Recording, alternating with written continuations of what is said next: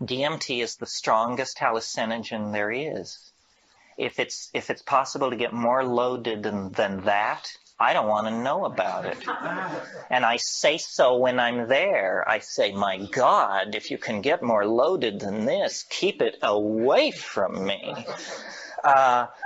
So that's it. It's the strongest. It's also the shortest acting. DMT, when smoked, in most people, is return you to normal in under 10 minutes. Under 10 minutes.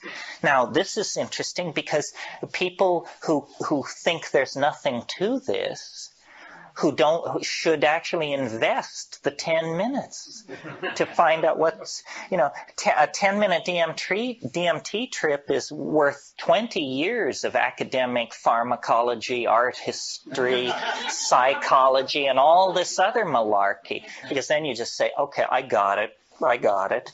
Another very interesting thing about DMT is it occurs naturally in the human brain. Well, now what's going on here? He's saying the strongest drug, the fastest drug, is the most natural drug. It means that, you don't have to sail off into 3-hydroxy-4-pyridyl N-methyl marubishtik or something like that to get into the exotic realms. No, a human metabolite, which takes only 10 minutes to undergo its entire exfoliation and quenching, is the strongest of all. Well, then what is it? What does strong mean? What is a strong psychedelic?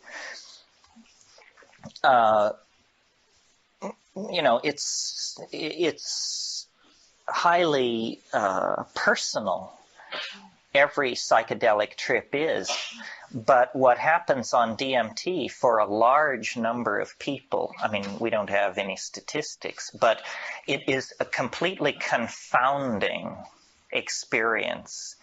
You may have had the expectation, you might think if you had never had a psychedelic experience, that it sort of begins like the Bach B minor fugue and goes from there as you rise into the realms of light and union with the deity or something like that. That's not what happens on DMT.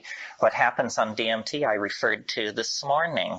A troop of elves smashes down your front door and rotates and balances the wheels on the after-death vehicle, present you with the bill, and then depart.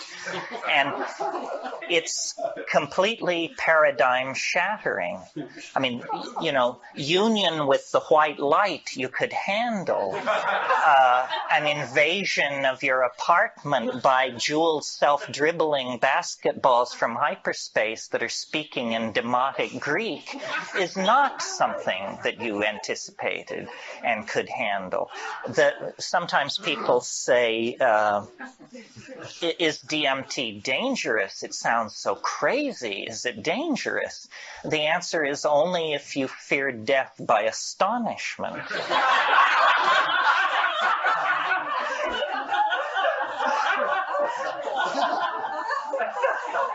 Remember how you laughed when this possibility was raised, and a moment will come that will wipe the smile right off your face.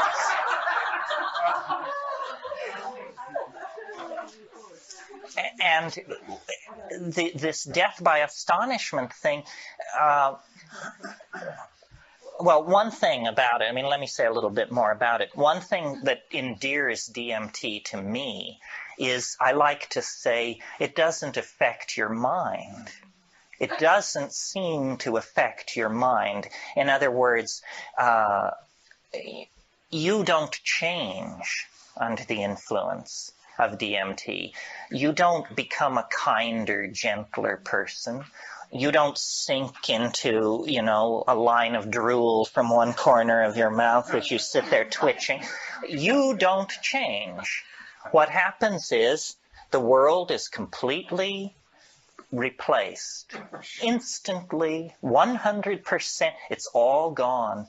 And what is put in its place, not one iota of what is put in its place was taken from this world.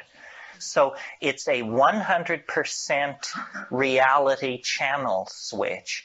They don't even retain three-dimensional space and linear time. It's not like you go to an exotic place, Morocco or New Guinea. It's like reality is swapped out for something else. And when you try to say what it is, you realize that language has evolved in this world and it can serve no other. It takes years of practice. So what you're looking at is literally the unspeakable. The indescribable falls into your lap. And when you try, you're loaded, right? You're there, and you're trying to explain to yourself what's happening.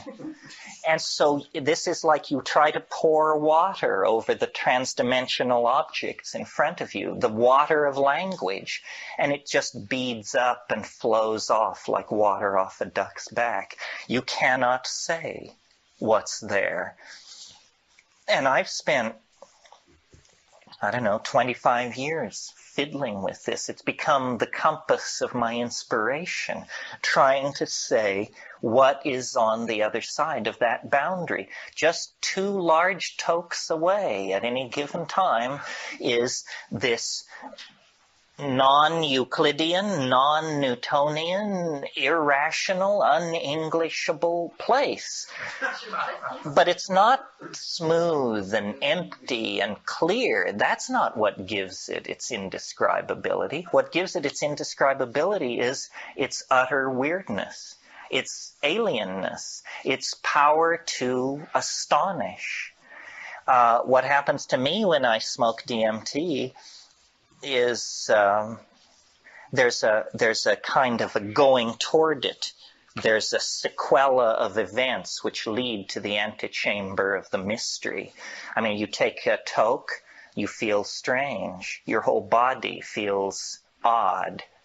You take a second toke, all the oxygen seems to have been pumped out of the room. Everything jumps into clarity. It's that visual acuity thing. You take a third toke if you're able, and then you lay back and you see this thing which looks like a rose or a chrysanthemum, this orange spinning flower-like thing. It takes it about 15 seconds to form, and it's like a membrane. And then you break through it. You break through it, and then you're in this place. And there's an enormous cheer which goes up as you pass through this membrane. Some of you may know the Pink Floyd song about how the gnomes have learned a new way to say hooray. They're waiting. And you burst in to this place and you're saying, geez, this stuff is really speedy. I mean, that's like describing a space shuttle launching as noisy. You say, this stuff is, and you say, am I all right? Am I all right? That's the first question. And so then you run your mind around the track and you say, heartbeat, normal, yeah, normal. Heartbeat, normal. Pulse, normal. Breathing, breathe, yes. But what's right here, and from here out is this thing, which no matter how much science fiction you've done, no matter how much William Burroughs you've read, no matter how much time you've spent in the company of the weird, the bizarre, the outre, and the peculiar, you weren't ready. And it's completely real.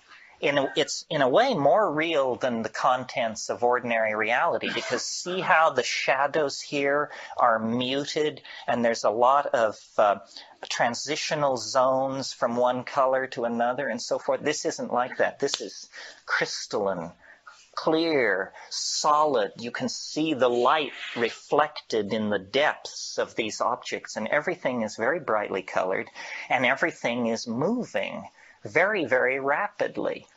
And there are entities there. It's not about calling them up or the whisperings of them. No, they're in your face.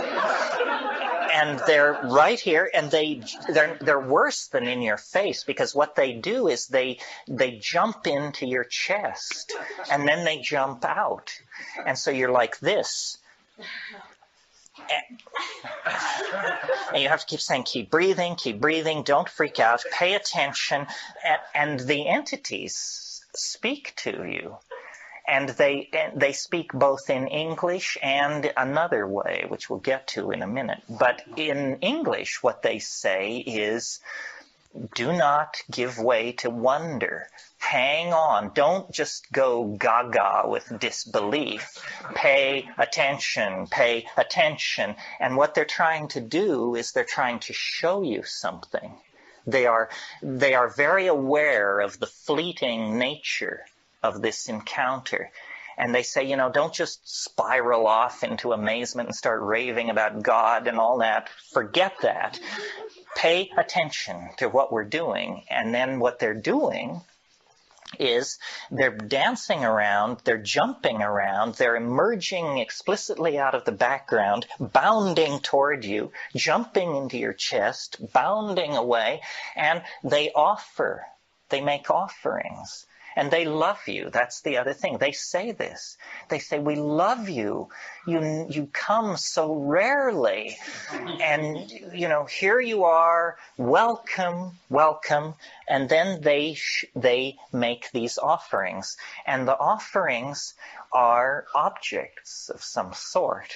And now remember, you are not changed. You're exactly the person you were a few minutes before. So you're not exalted or depressed. You're just trying to make sense of this. And the objects which they offer are like Fabergé eggs, or exquisitely tooled and enameled pieces of machinery, but they don't have rigid outlines. These objects are themselves somehow alive and transforming and changing. So when these creatures, I call them tykes, when these tykes offer you these objects, you grok it, you look at it, and immediately, because you are yourself, you have this realization, my God, if I could get this thing back into my world, history would never be the same.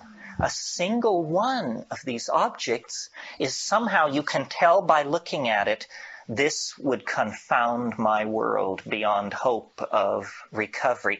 It cannot exist. What I'm being shown is a tiny area where miracles are being transformed. And the creatures, the tykes, are singing. They are speaking in a kind of translinguistic glossolalia. They are actually making these objects with their voices. They are singing these things into existence. And what the message is do what we're doing. You can do what we're doing. Do it. And they get quite pushy about this. They say, damn it, do it. And you're saying, but, and saying, no, do it now, do it. It's saying, I can't handle this, and then this kind of reaction goes on for a while. Well, then I don't take credit for it. It was not willed, but like something comes up from inside of you. Something comes out of you, and you discover you can do it.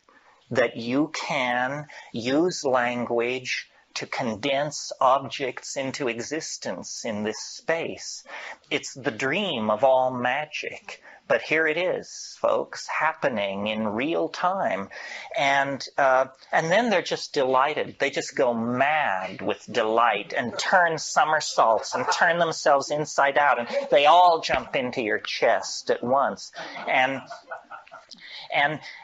after many encounters of this sort, when I first did DMT, I couldn't bring anything out of it. I just said, it's the damnedest thing I've ever encountered, and I can't say anything about it, and I don't think I ever will be able to say anything about it. But by going back repeatedly and working at it, I think I've gotten a pretty coherent, well, let's not go that far. I think I've got a pretty clear metaphor, anyway, for what's happening in there. And I think a lot of people have this experience. When you talk to shamans, they say, oh, well, yes, the helping spirits. Those are the helping spirits. They can help you cure, find lost object. You didn't know about helping spirits? I said, well, I knew, but I had no idea, that it was so literal. Say, oh, no, that's the helping spirits. But then the other thing they say, if you press a shaman, if you say, well, what exactly is a helping spirit? Say, well, a helping spirit is an ancestor. Say, you mean to tell me that those are dead people in there? Say, well, yes, ancestor, dead person. You didn't know about ancestors, apparently. This is what happens to people who die. And you say, my God, is it possible that what we're breaking into here is an ecology of souls? That these are not extraterrestrials from Zenebel Ganubi or Zeta Reticuli Beta. These are the dear departed. And they exist in a realm which, for want of a better word, let's call eternity. And somehow this drug, or whatever it is allowing me to see across the veil. This is the lifting. You want to talk about boundary dissolution. It's one thing to get tight to your partner. It's quite another to get tight to the dear departed of centuries past. That's a serious boundary dissolution when that happens. What these creatures want, according to them, is they want us to transform our language somehow. And I don't know what this means. I mean, at this point in the weekend and in my life, we all are on the cutting edge, and nobody is ahead of anybody else. Clearly, we need to transform our language because our culture is created by our language, and our culture is toxic, murderous, and on a downhill bummer. Somehow we need to transform our language. But is this what they mean? That we're supposed to condense machines out of the air in front of us?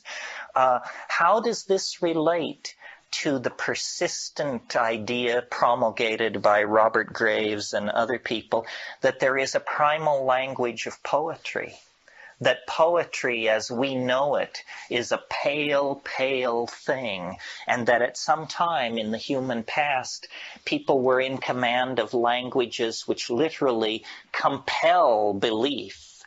They compel belief because they don't make an appeal through argument or metaphor. They compel belief because they're able to present themselves as imagery. William Blake said, if the truth can be told so as to be understood, it will be believed. And so these things and it's very confusing because you wonder, you say, well, have people been doing this for thousands of years? And if so, have they always encountered this tremendous urgency on the other side? If people have been doing it for thousands of years, why is there this urgency on the part of these entities? And who exactly and what exactly are they? It appalls me, you can probably tell, that I have to talk about this because this is not my bailiwick. I mean, I'm a rationalist who's just had a very weird set of experiences, but I am a rationalist. I mean, I have no patience with channeling, the lords of the many rays, the divas, and, there's this whole thing going around about disincarnate intelligence, and it's mostly under the control of fairly, shall we say, non-rigorous thinkers. But I like to think that I am a rigorous thinker, and yet here I am telling you that, elf legions await in hyperspace, one toke away. The difference between my rap and, the Findhorn folks or somebody like that is that we have an operational method for testing my assertion. We can all smoke DMT, or you can make it your business to now find out about this and see for yourself. And not everybody agrees with me. I mean, some people say, it wasn't anything like that. But some people agree, and I think if you get 2 out of 10 agreeing with a rap like this, then you better pay attention.